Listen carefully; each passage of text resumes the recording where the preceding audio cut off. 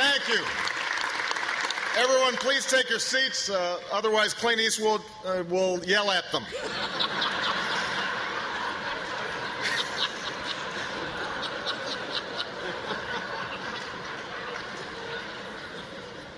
Thank you to Al and Nan, to Your Eminence, Governor, Ms. Romney, Governor Cuomo, Mayor Bloomberg, Senator Schumer, all the distinguished guests who are here.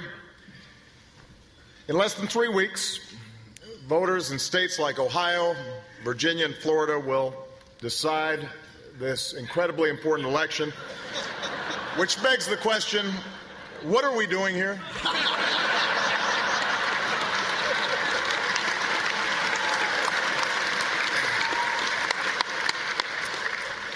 Of course, New Yorkers also have a big choice to make. You have to decide which one of us you want holding up traffic for the next 4 years. Tonight, I am here with a man whose father was a popular governor and who knows what it's like to run a major northeastern state and who could very well be president someday, and I'm hoping it is Andrew Cuomo.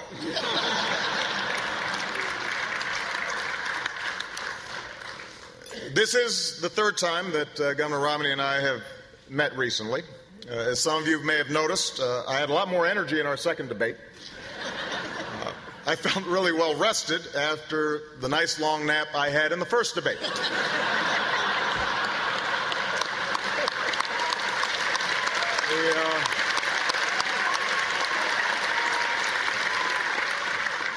Although it turns out millions of Americans focused in on the second debate who didn't focus in on the first debate, and I happen to be one of them.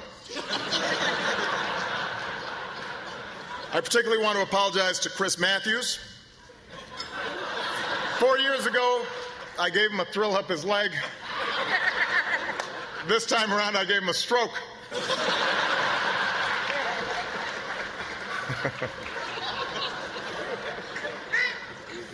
Of course, there's a lot of things I learned from that experience. For example, I learned that there are worse things that can happen to you on your anniversary than forgetting to buy a gift. So,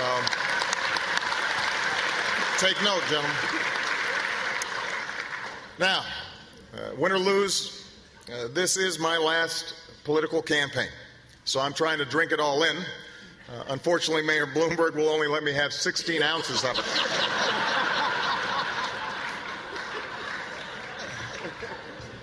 But that's okay. I'm still making the most of my time in the city. Earlier today, I went shopping at some stores in Midtown. I understand Governor Romney went shopping for some stores in Midtown.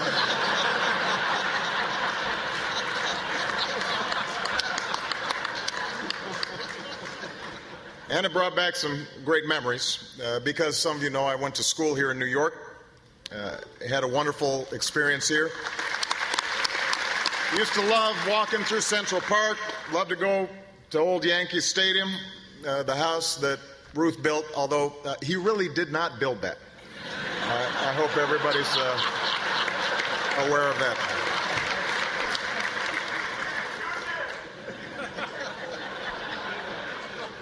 It's been 4 years since I was last at the Al Smith dinner. And I have to admit some things have changed since then.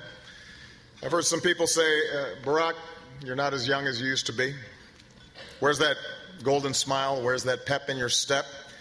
And I say, settle down, Joe. I'm trying to run a cabinet meeting here.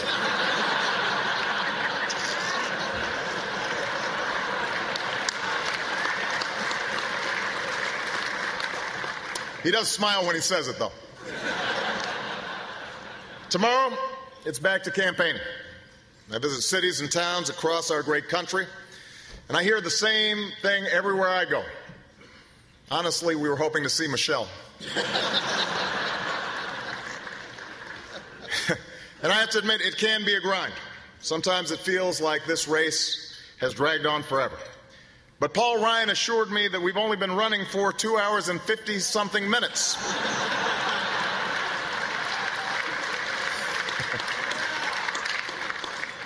Of course, the economy is on everybody's minds. The unemployment rate is at its lowest level since I took office. I don't have a joke here. I just thought it would be useful to remind everybody that the unemployment rate is at the lowest it's been since I took office. And we're getting to that time when folks are making up their minds. Just the other day, Honey Boo Boo endorsed me. So that's a big relief. Ultimately, though, tonight's not about the disagreements Governor Romney and I may have. It's what we have in common, beginning with our unusual names. Actually, Mitt is his middle name. I wish I could use my middle name.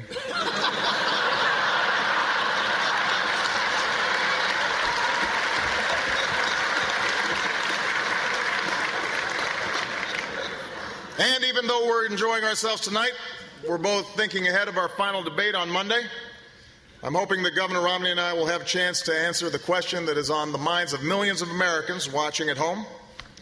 Is this happening again? Why aren't they putting on The Voice? Now, Monday's debate is a little bit different because the topic is foreign policy. Spoiler alert, we got bin Laden.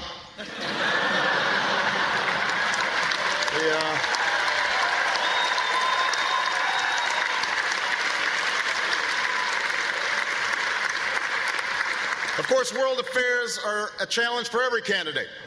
After, some of you guys remember, after my foreign trip in 2008, I was attacked as a celebrity because I was so popular with our allies overseas. And I have to say I'm impressed with how well Governor Romney has avoided that problem.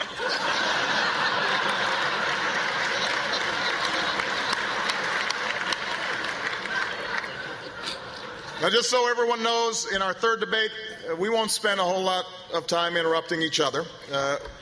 We will also interrupt the moderator just to mix things up.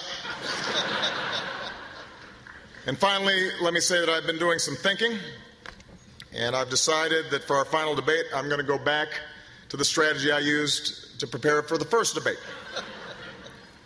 I'm just kidding. I'm trying to make Axelrod sweat a little bit. Get him a little nervous.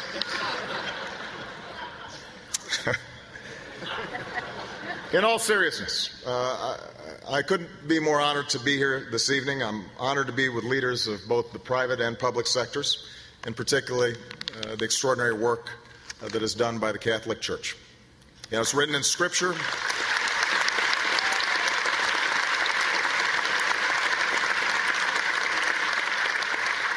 It's written in Scripture that tribulation produces perseverance, and perseverance, character, and character, hope. This country has fought through some very tough years together, and while we still have a lot of work ahead, we've come as far as we have, mainly because of the perseverance and character of ordinary Americans. And it says something about who we are as a people that in the middle of a contentious election season, opposing candidates can share the same stage. People from both parties can come together.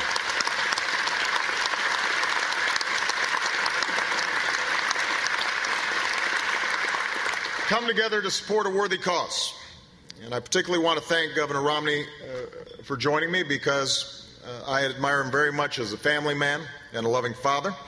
And those are two titles that will always matter more than any political ones. So,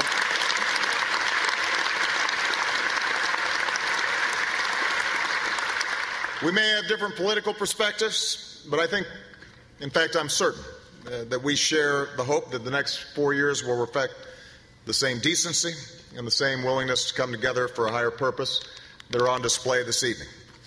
May we all, in the words of Al Smith, do our full duty as citizens. God bless you. God bless your families. And may God bless the United States of America. Thank you very much.